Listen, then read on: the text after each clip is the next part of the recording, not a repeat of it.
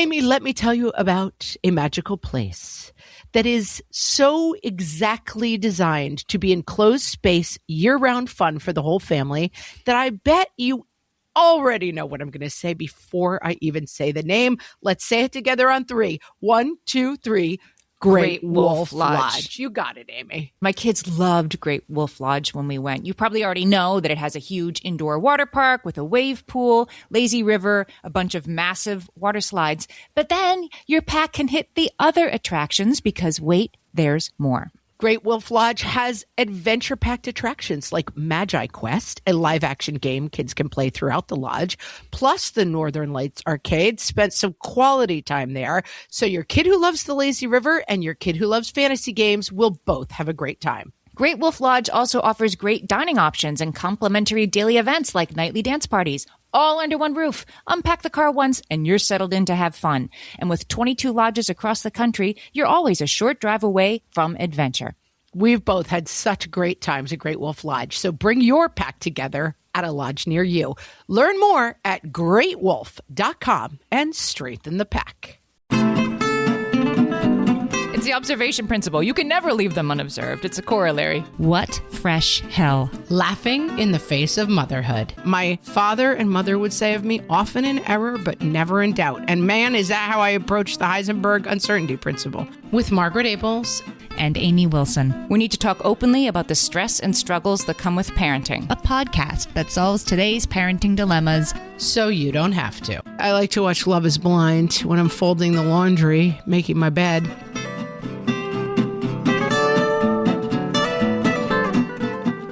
Hello, and welcome to What Fresh Hell, Laughing in the Face of Motherhood. This is Margaret. And this is Amy, and today we're going to talk about parental stress and whether it might actually be worse than ever. Under pressure, ding, ding, ding, ding. Ding, ding, ding, ding, ding, ding, ding. Good news, everybody. The Surgeon General says we're all under a lot of stress and it might be dangerous to our health. Might be. We're going to find out today. Perfect. I don't think we can get copyright violated as long as I keep singing off key, so I think we're fine. Okay, that's right. Right. But first, Amy, it's time for mailbag. They're coming for me in the mailbag today. 100% rightfully so, frankly. Oh, yes. Wait a minute. Time for mailbag. Wait. Check the mailbag. This is useful. This came in an email, info@whatfreshhellpodcast.com. You can always reach out to us with episode ideas, feedback. We read it. Or things I do wrong, like Alyssa did. I really love the podcast, but wanted to point out a likely factual error in your 8 Ways to Make Better Decisions episode. Margaret referred to the Heisenberg uncertainty principle as the effect that an observer has on an observable phenomenon. What Margaret likely meant to say was observer effect. The Heisenberg uncertainty principle is the principle that an increase in the accuracy of the position measurement of a quantum particle leads to a corresponding decrease in the measurement of the particle's momentum. That's what you meant, basically.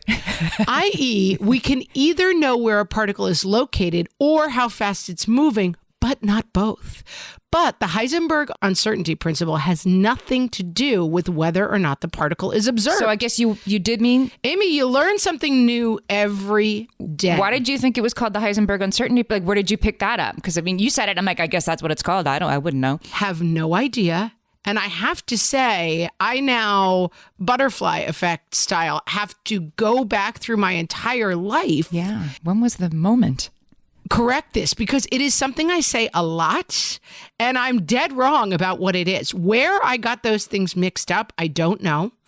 Possibly Breaking Bad has a lot of Heisenberg references. Is that when it came in? And somebody said, well, what's Heisenberg? And it's that you can't study something without changing it. And that idea that you can't study something without changing it is very useful to me in many spheres. And so now I fear I have said this a dozen times to as many people. So it's called the observer effect. The Heisenberg principle, you can only observe one thing at a time, but not both. I feel like that's useful in a maybe less global way. That's also interesting. Yeah, I don't know that I can apply the uncertainty of quantum particles, but the observer effect is very useful, that by observing something, you change the behavior. And we do a lot of studies. And I think I've probably mentioned it before on the podcast, because when you watch kids, they play differently. When you watch moms, they do different things. It's very hard. Right. When you watch parents, we parent differently. Right. Very hard to account for what I now know is the observer effect. First of all, my apologies to Mr. Heisenberg. Totally wrong. And my apologies to you, Alyssa. Dead wrong and been wrong for a long time. My father and mother would say of me, often in error, but never in doubt. And man, is that how I approach the Heisenberg uncertainty principle. I was swinging for the fences with that reference. And thank God you stopped me, Alyssa, because I was a runaway train. Thank you. Thank you for reaching out. We love mailbags like those. Even if they're proving us wrong, we still want to know. It's fine. We're not, first of all, this should be a big lesson to all of you in how you take the things we say on this podcast, because we don't really know what we're talking about.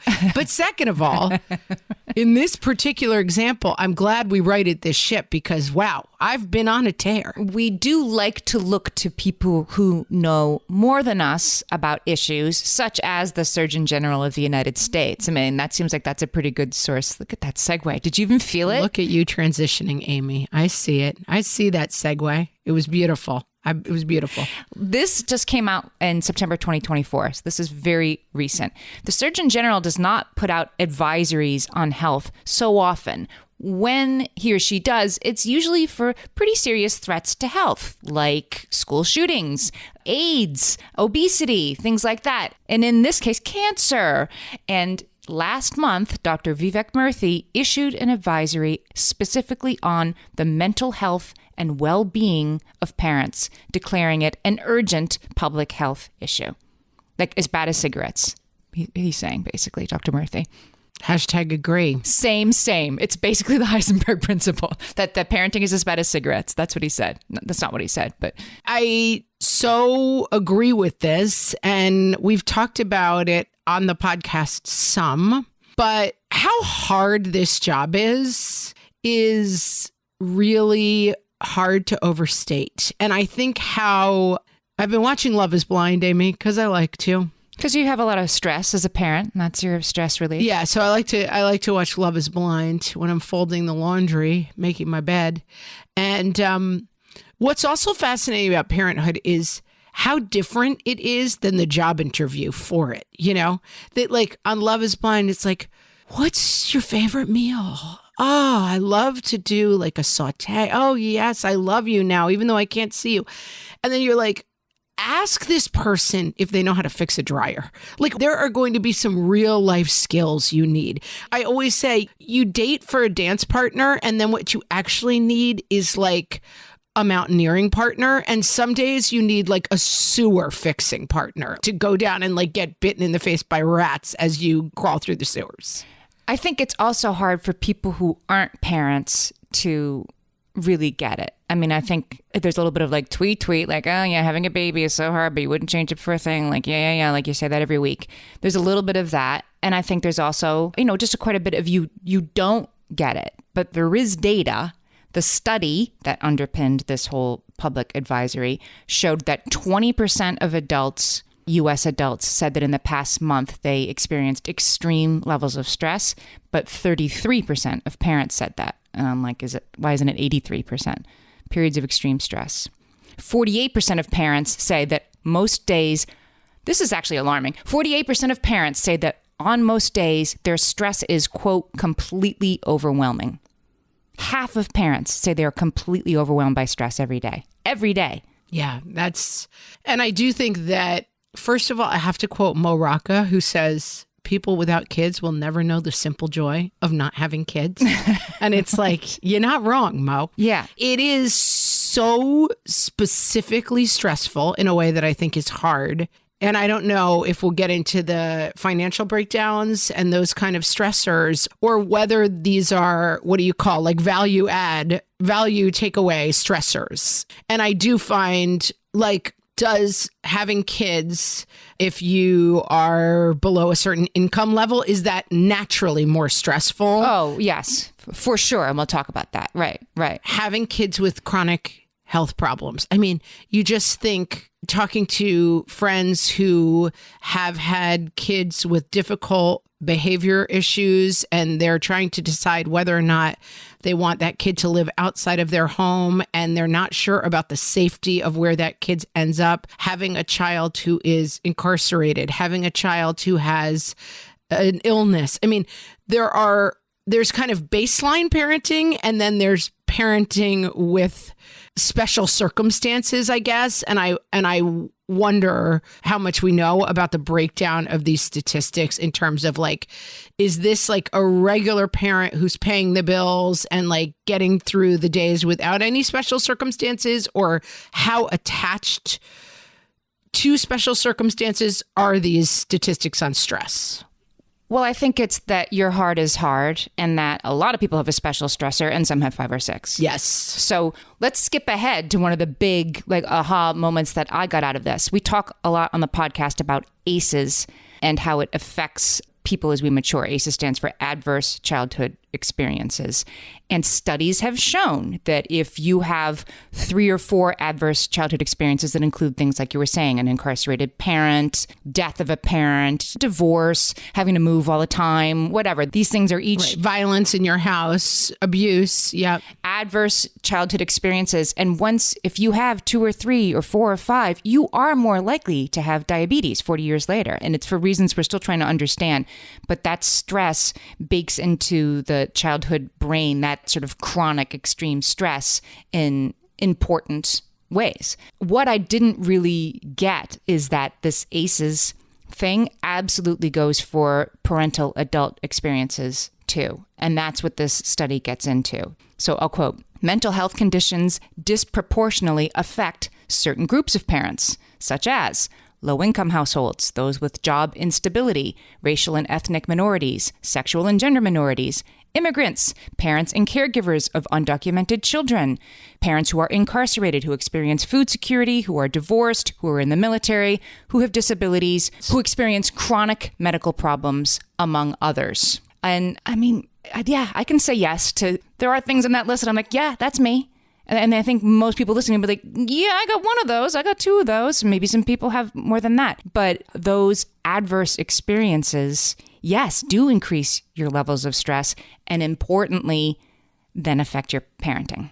Yeah, and I think this can be the kind of thing that is hard to quantify while it's happening sometimes. I remember when I had 3 kids under 4 and was so just chronically underslept and just going through every day with that like glass in the eyeballs kind of, real, and then some postpartum anxiety and depression thrown on top, and my husband having a really difficult and stressful work situation. I really can recall being out of it for maybe 6 months, whether everybody started sleeping or whatever that moment was, I can't even tell you, and realizing that I felt like the world was becoming colorized again from black and white. Like, I cannot believe how different this feels than being in it. And I did not realize how low I was when I was in that place of the year of bad times. And do you think that was sleep deprivation, or was it stress, or was it a little bit of both? It was both. And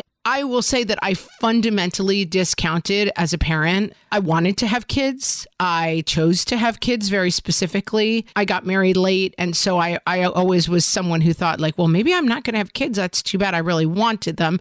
Then had 3 and 4 years when I was in my late 30s. And I think that I thought like, okay, having kids will be fun. It's amazing how much. And I remember when I told my mother I was pregnant with my 3rd, and most mothers are like, a baby, hooray. I remember my mom made this kind of sighing noise. She had had 3 kids in 3 years, even closer than mine were. And she said, oh, it's so hard for the first couple of years. And I remember kind of being taken aback. You're like, happy for me? I thought your line was, oh my gosh, I'm so excited to be gammy again, and that wasn't her reaction at all. And it's interesting, I think, how rarely we talk about that part of it, how hard and frightening. And I mean, I still see it with my kids when they're struggling with specific stuff and social stuff. The way that a kid of mine finding himself, this is not a real example. I'm not talking about my actual kids, but for example, a kid coming home and crying that they were bullied in a really mean way at school, the way that knife goes up under your ribs into the soft tissue, I mean, it's a stress that just goes into, I don't know what part of your body, but it is a pain unlike anything I ever experienced for myself. That's an interesting, right. So you're absorbing the stress of your own stressful situations, but also the stress of your child's stressful situations as if they were your own sometimes. Sometimes even more than your kids, because a kid going through a stressful situation can kind of dump it on you as they're supposed to. You're their parent, and then like go away and go play Minecraft and have a pretty nice afternoon. And you're left holding that stress and feeling as upset as when they told you, not knowing that they feel better now because they worked it out by talking to you. Right. They put it in your lap and bounced off. Right. You're holding it. You're holding the stress. So yeah, that makes sense to me that you're actually taking on the stress of other people beside yourself. No wonder it's cumulative. Yeah, absolutely. And I think that sometimes moms get a reputation of like, hovering over and worrying about stupid stuff and stupid mom, but let him go down the slide by himself and stop hovering and everything will be fine if you just stop worrying about things so much. Yeah, and guess what? That's not available to most of us. Like that lane is literally not available. Right. I have something else to say about that. We'll be right back. Hellions, it's time for some spring cleaning, and I don't just mean the coat closets. Doing your financial spring cleaning can actually be super easy when you let Monarch do your financial spring cleaning for you. One dashboard that gets your entire financial life organized. No more clutter, no more mess, no more logins scattered everywhere, just accounts, investments, property, and more, all in one place. Get your first year of Monarch for half off, just $50 with promo code FRESH. Monarch allows you to look not only at what you've already spent, but also to plan for the future. With Monarch, you can set savings goals, plan for big purchases, and notice spending trends before they become a problem. I can generate cash flow reports that show me what we spent this quarter, this month, what we're probably going to spend next month, and feel prepared, organized, and knowing how to plan for the future. No more surprises and a lot more clarity. Try Monarch. Use code FRESH at monarch.com to get your first year half off at just $50. That's 50% off your first year at monarch.com with code FRESH. My favorite skincare products actually feel more like self-care, like they're so nice to put on and they smell so good that I'm actually happy when I get to that part of my day.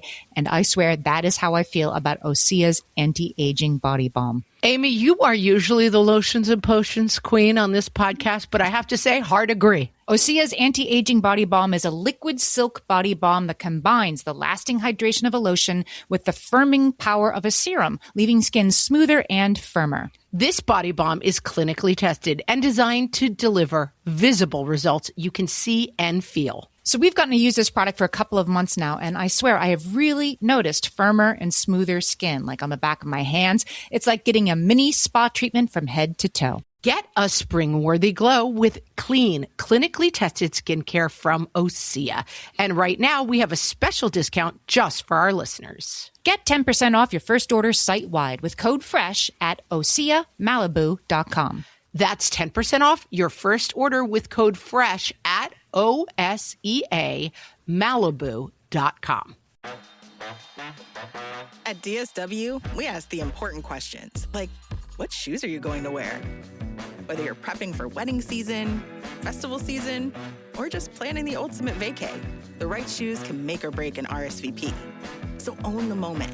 You've got big plans, and we've got just the shoes. At the perfect price, of course. Get ready to get ready with Designer Shoe Warehouse. Head to your DSW store or DSW.com today and let us surprise you. Also, in terms of talking about worry and stress, I think this happens on a micro and macro level. So I'm not only worrying about, okay, we have a birthday party and then, oh my gosh, look at the holidays are just around the corner. Like, where are we spending Thanksgiving? And have I started getting gifts for people?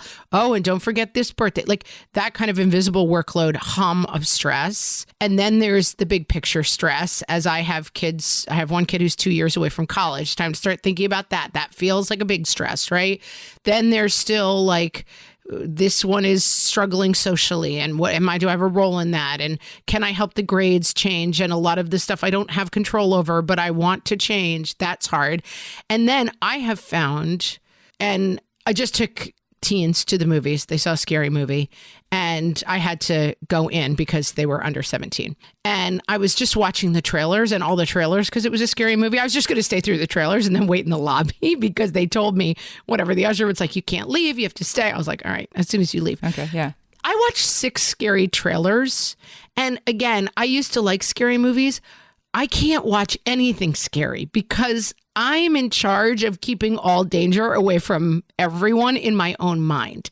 Like, I've had to restart my whole relationship with therapy and trying to take care of my own stress and anxiety because I have fallen apart after watching the Smile 2 trailer, you know? I mean, the idea, I just think it heightens the daily stress, and then it heightens the stress of being alive in 2024 in America and beyond.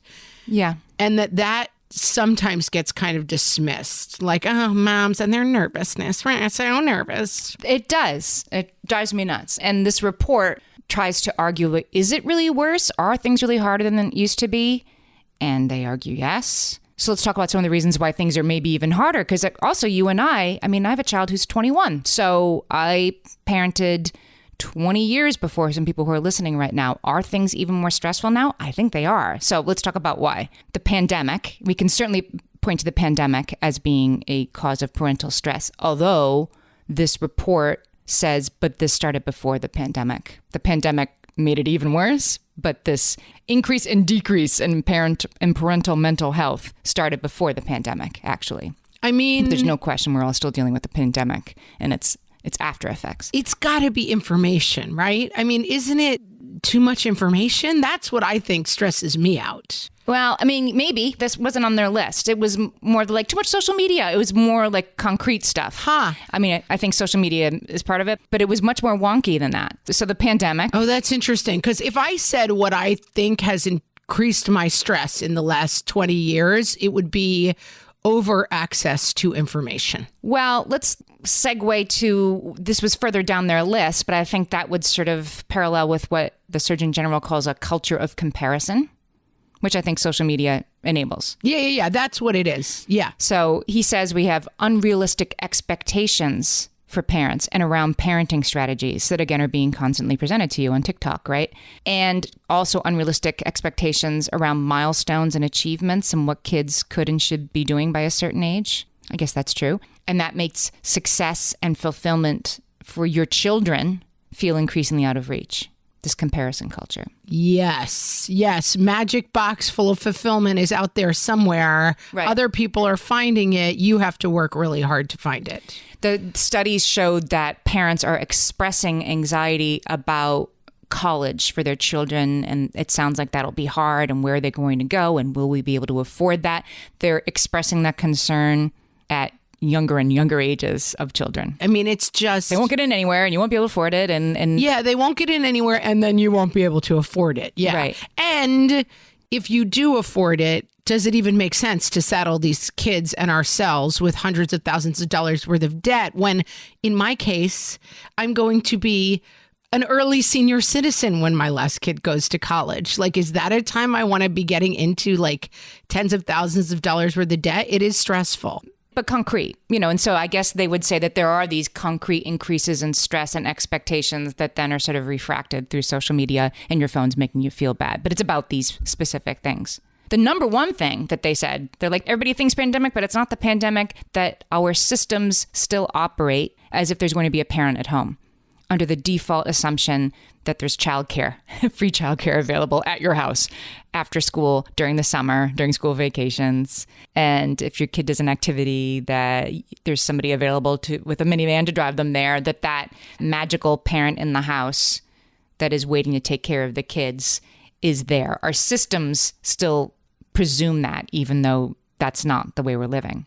That's right. Yeah. And the idea of everybody's eating the rainbow and is self-fulfilled and is having conversations around the dinner table and is having this Betty Crocker mom experience and like, I can't think of a TV dad, the dad from Bewitched guy, experience, when in fact people are working and doing all of these different things. And I mean, we try really hard to be part of the solution here, not part of the problem. But, then you've got podcasts and advice telling you like, well, just eat the rainbow. It's like, eat the rainbow. I'm trying to like get 4 hours of sleep a night. I think it can be really, really hard when there is so little support for moms and the expectations have stayed the same. We just interviewed Mark Bittman and talking about cooking with your kids. And he said that. He said, this gets a lot easier when somebody's home during the day to soak the beans, right? To pull the chicken breast out of the freezer. I'm like, right, it is. It is. You can't come home at 6 with the chicken in the freezer and begin to prepare a healthy dinner for your starving kids after you pick them up from childcare. It doesn't work that way. And yet we're still like, really, you should be though. And that is predicated on somebody home cooking. Right. Fast food is poison. It's like, okay, great. But on Friday afternoon, sometimes those nuggets are just calling us because I got nothing left, Because there's nothing in the refrigerator and nobody's home yet. Right. Yeah. Yeah. Then there's the cost of childcare, which has gone up 26% in a decade.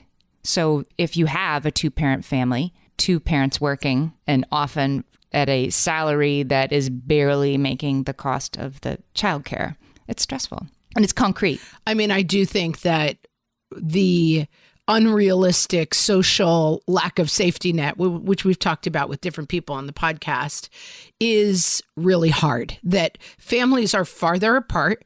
My mom grew up in a 2-family house. So 2 sets of families with 5 kids each living in this one house.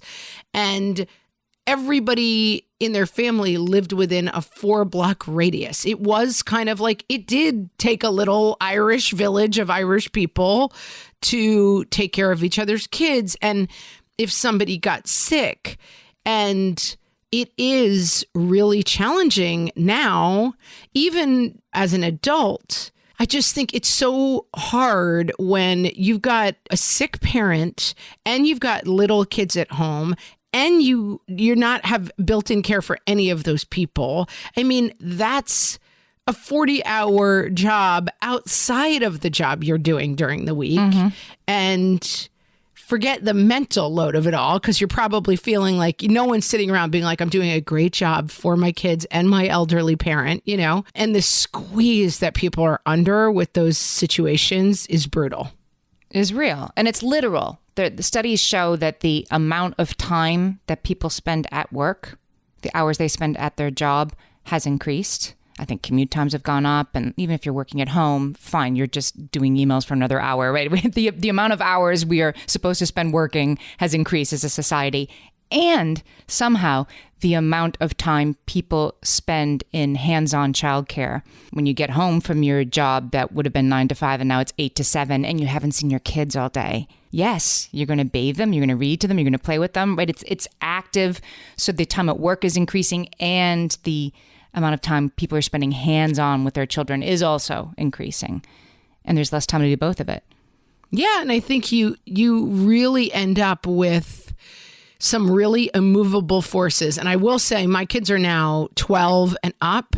And the biggest thing I don't miss is the fact that I can leave my kids at home is such a game changer. When I had little kids, if I forgot the milk and my husband wasn't home, I was packing 3 kids back into the car, going back to the store, unpacking 3 kids, getting them in a stroller, going in, getting milk, right, packing everybody back in car seats, getting home. Little kids are such a non-variable, right? Like they are such a fixed mark in terms of you literally cannot leave them alone. You can't leave them unattended at all. Mm-hmm. It's the observation principle. You can never leave them unobserved. It's a corollary.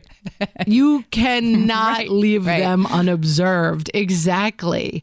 And just the complication of that, I remember when my own mom got sick and, I have a spouse who travels for work and luckily he was able to switch stuff around. But otherwise it just becomes, I have a parent who is ill, who I need to be with, and I have 3 kids who I don't have anyone to watch. And I have great neighbors and I could call people and get them rides and, hey, could you hold them for 2 hours? And people will do you favors, but the idea that we're just so on our own in this is really tough. Really tough. It's tough and it's concrete and it's probably getting worse. And then there's school shootings, which is obvious but worth stating. 3 out of 4 parents list school shootings as a significant stressor. It probably should be, because firearms are now the leading cause of death among kids in the U.S. ages 1 to 19. And that is different than it was 20 years ago. And so that's really stressful. So I mean, none of this is good news, but it also does make me feel better. It's like, stop worrying about the invitations for the birthday party, overthinker, and just, relax, have a glass of Chardonnay and everything will be fine. Well, we're looking at all this like, no, we're being squeezed from every direction. Yeah. Yeah. And I think that's the thing about school being like, okay, when I drop my kids off between 8 and 3, I know my kids are in a safe place. I know there's someone else's problem. So like, tag, you're it. And I kind of relax for the rest of the day. Yeah, that school shootings has kind of robbed you of that. Of school feeling safe, right. So all of this means that our mental health is affected as parents. Stress causes constant stress. Chronic stress can cause anxiety and depression. For example, there's a study that shows the more food insecurity you have as a family, the greater the likelihood that the parent in that family will express feelings of depression or anxiety. They go together, chronic stress and depression and anxiety. How could you almost not? I mean, you think about the stress of like, I have to figure out how to get my family fed every day without enough money. That's going to be top of list. And it's going to be something that just grinds at you. Yeah. And then that stress affects your parenting. Because how could it not? It's inescapable that you would be an anxious person if that was something you were living with every day. That is going to affect your parenting. Then that affects your kids' mental health. And it becomes the complex interplay of bidirectional effects, as the study says, that the parent's stress affects the child's stress affects the parents, and we're off to the races. Yeah. And I think this is an area I was speaking about it in a different context the other day, that like kids who struggle, it's so tough that kids who struggle tend to be liked less by their peers and teachers. Therefore, they struggle more. Therefore, they have worse grades. Therefore, they have worse outcomes. It just feels like these whirlpools grab people downward, in a way that just feels like, couldn't like the rich kid who seems like he's the captain of every team, like have a problem? Like, why does it seem like everything that goes well? Listen, I'm not so binary as to think like the captain of the football team is happy and the kid who's in a learning supported class is miserable. It doesn't actually play out like that. But I do think that the dominoes do fall for people, that when you are dealing with poverty and food insecurity and crime in your neighborhood and issues, that they're compounding issues fundamentally. It's like you're not going to get just one of them generally. That's right. All right, when we come back, we're going to talk solutions. We need them today. Oh, good. Let's solve this, Amy. All my kids learned to swim when they were little. It was super important to me that they be confident and safe in the water. There was only one problem with that: taking them to swim lessons. I mean, the pools were freezing. There were always cranky adults doing laps right there. And it was definitely not, for any of us, what you would call fun. Amy, heard. But now there's Goldfish Swim School. Goldfish takes a really thoughtful approach to swim lessons, combining research-based teaching with a warm, kid-friendly environment that actually helps kids thrive in the water. Every detail at Goldfish is thoughtfully designed to create a golden experience, from shiver-free, warm indoor pools to comfy waiting areas for parents to professionally trained lifeguards on deck. Goldfish uses an approach called the science of swim play, which combines guided play with proven teaching techniques to help kids learn to swim, build water safety skills, and gain confidence, all at their own pace. Lessons are designed to meet kids exactly where they're at. If you've been thinking about swim lessons or just wondering where to start, this is a great opportunity. Right now, Goldfish Swim School is offering a waived membership plus your child's first lesson free at participating locations. Just visit goldfishswimschool.com/free to find a location near you and enroll using promo code FREE. That's goldfishswimschool.com/free, promo code FREE. Amy, when I'm having a good hair day, it usually makes my whole day better. And that's why on every day, I'm taking Nutrafol. Nutrafol is the #1 dermatologist-recommended hair growth supplement brand, and it's the #1 hair growth supplement brand personally used by dermatologists. Nutrafol's hair growth supplements are peer-reviewed, NSF certified for sport, and clinically tested. Nutrafol offers multiple formulas for men and women, tailored to different life stages and lifestyle factors, so you get support that's actually right for you. Adding Nutrafol to your daily routine is easy. Order online, no prescription needed, with automated deliveries and free shipping to keep you on track. Let your hair be one less thing to worry about. See visibly thicker, stronger, faster-growing hair in 3 to 6 months with Nutrafol. For a limited time, Nutrafol is offering our listeners $10 off your first month subscription and free shipping when you visit Nutrafol.com and enter promo code LAUGHING. That's Nutrafol.com, spelled Nutrafol.com, promo code LAUGHING. And now, parenting metaphors. From the What Fresh Hell podcast. Parenting is like navigating on the open seas. Sometimes the waters are calm, and sometimes they are rough. And also, you're not all on the same boat. Everyone has their own boat. So while you are trying to captain your own boat, you also need to be shouting directions to all the other boats. Including, for some reason, your spouse's boat. Did we mention that everyone on all the boats needs dinner? They do. Parenting is like tending a garden. You have to carefully watch over the plants in your care, cutting back the weeds regularly and feeding and watering to allow those plants to grow. Until one day the plants unroot themselves and leave and go to college. And they very rarely remember to call you. Parenting is not a sprint. It's a marathon. But like a marathon where for the first part you're holding an 11-pound baby. And then part of the way through, you have to teach that baby how to also run while you are also still running. And that child does not like running. So there's a lot of complaining. Also, the whole time during the marathon, the people on the sidelines yell out critiques of your running and make a lot of suggestions about how you could definitely be running better. This has been Parenting Metaphors from the What Fresh Hell podcast. So we always talk about solutions in the third section of our podcast episodes, but today we're really going to talk about them. These are a little tweet. This is the first part. They're tweet only because anybody who listens to this podcast does these things already. But let's move through the, we can do this, people part. It's time to value and respect the time spent parenting on par with time spent working at a paying job, recognizing the critical importance to society of raising children. Yes, please. That parents and caregivers have primary responsibility for raising children doesn't mean they should have to do it entirely on their own. That's correct. We need to talk openly about the stress and struggles that come with parenting.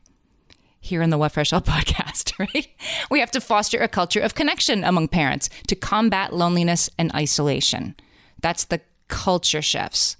So I read and I typed all that, and then I was like, okay, but anybody listening to this episode is doing these things. How do we get everybody else onto that mindset of this is work that's important and stressful and it matters? Well, I think about in special needs parenting and special education that there are a ton of supports, and having participated in those programs and having had access to those supports, I often think everybody should have these supports. It does seem like that you can excuse yourself from class and go meet with a counselor if you're stressed out, that you get a quarterly meeting with the staff to go over how it's going. And I understand that the resources are too scarce to do that with every single kid. But what I know about my kid who has supports is so different than what I know about my other kids. And I think everybody could use access. And my husband, who was a teacher, always says special education is just more good education. It's not different. It's not a different kind of teaching. It's just that you kind of drill down and spend more time on the positive things about teaching and connection and taking more time with stuff and scaffolding and spiraling and all of these terms we use in special education to get kids to their goal. And I think that is something, and, in certain special education, like county programs or state programs, they offer people to come in, counselors to come in and work with the family on how to parent successfully with a child with special needs. They might offer nursing care to come in and help with medical needs of a child. And most of them offer what is called respite care. So if you are the full-time caregiver of a medically complex child and you are registered with, in New York, the Office of People with Developmental Disabilities, they provide respite cares. A babysitter comes because they acknowledge that being a 24/7 caretaker of a medically complex child is too hard for people. So they need respite care. And it feels like these kind of organizations, which, believe me, because their government and its bureaucracy have a million other problems and a million other critiques you could make of them, it does feel like there is some role to say, we actually, all of us need a little bit more of this. Or just that they exist. One of the sort of concrete things that the Surgeon General suggested that I thought, well, this is actually a good suggestion, that this social infrastructure exists. Sometimes there's infrastructure in place to support that parent who really needs early morning drop-off twice a week. And maybe that parent didn't even know that exists, right? That there's a thing in their community that this is. So the Surgeon General said that doctors and pediatricians should be given more full read-in on social infrastructure. And then doctors should be screening parents for mental health concerns at pediatrician visits. How are you doing? How are you feeling? And if they get back that there's stress or anxiety or depression, or they get a read from the questions that they ask, then you say, did you know about this program? That part of the problem is when you're in it, right? When you're in the barrel, you don't have time to look for an early morning drop-off program in your community. Even if there's one that's half a mile away, you might not have the bandwidth to go figure that out. That doctors' offices are a good place to make those things more visible. I thought that was a good suggestion. Really good suggestion. Now, I also think school counselors can be good at this. And it's something that you have to do some outreach around. But yes, one of the problems with bureaucracies in general and government bureaucracies in particular is connecting the people with the resources. That there's a huge disconnect there. And I've had conversations with my kids' school about a lot of different things. This one needs like this kind of tutoring and it's so expensive and maybe we'll start it next semester because this semester isn't good for us. Do you know that if you apply for X, Y, and Z, you can get tutoring help? Or do you know that there's high schoolers who do tutoring at the library? Your library may have programs to help you. I know through scouting, your scouting group may be looking for activities to do. And I think connecting people to help is really, really important. And one of the things is making sure that you're raising that flag when you can. Mm-hmm. Right. Well, let's talk a little bit about that, the things we can do for ourselves as parents that this study suggests. Prioritizing self-care, which includes a balanced diet and sleep. Okay, yes. Nurture connections with other parents and caregivers. This is wonky and specific and good. Learn about health insurance options that do exist to get more comprehensive coverage for you and your family that include mental health coverage. And honestly, your health insurance may include massage. It may include all sorts of things that people don't take a tremendous, it may include partial coverage of a gym membership. And so figuring out what the resources are. And I also want to double tap on the sleep issue because I understand that these things feel very facile and tweet to be like, just get more sleep and take better care of yourself. And it's like, okay, great. As soon as my head stops being on fire, I'll make sure. As soon as I graduate and stop working the 2 jobs, right? Yeah. But I do think that sometimes we do skip the step of, I need help. And I think that I hope that most people have somebody in their lives that they can say, I'm really drowning. I think I need help. And this is harder with people who have chronic problems. And knowing people who have really difficult chronic issues with poverty, chronic health problems that may involve poverty. I get it. Like people after a year may get tired of helping and you may have to, I can't say that I'm going to give you the correct solution to that on the podcast, but I have found that I need help and then connecting to that help and not trying to solve people's problems on your own. The longer I live, the more I've had connections with mental health services, incarceration services, pro bono lawyers who can help you get your house back when they're trying to foreclose on it. I mean, there is help sometimes available if you can just stop for long enough to say, I need help. And sometimes that just might mean I need 12 hours of sleep. Right. Someone will get you that. Yeah, you can get 12 hours of sleep. And that basic, I had a teacher ask me once, one of my kids was a very good sleeper and also a good student. And a fourth grade teacher asked me, how much sleep a night does your kid get? And I told her, I think whatever it was he was supposed to be getting, he was getting. And she said, I knew it. She said, the kids who are in a good mood every day and are the ones who get the most sleep. And I think that's true for parents too. And you're right. We can't solve my spouse is deployed for 18 months, but we can the kids have a sleepover at your house this Friday night and my house next Friday night, and then you'll sleep till you wake up for once. That's not nothing. Yeah. I've said before, when my kids were little in those, 3 under 4 years, Saturday, I slept in every Saturday. My husband always took the kids out on Saturday and I could sleep until noon if I wanted to. And sometimes it was like Wednesday and I just felt like I was crawling over broken glass, but I knew I was going to sleep on Saturday and that made it okay. Just knowing that was there for me. I want to go through some of these society level fixes too, because they're easier said than done, but they matter. And I wanted to start with one based on something you were just talking about, that the Surgeon General says we should promote visitation initiatives and reentry programs to support formerly incarcerated parents and caregivers and their families, that's something we need to put more money and resources into.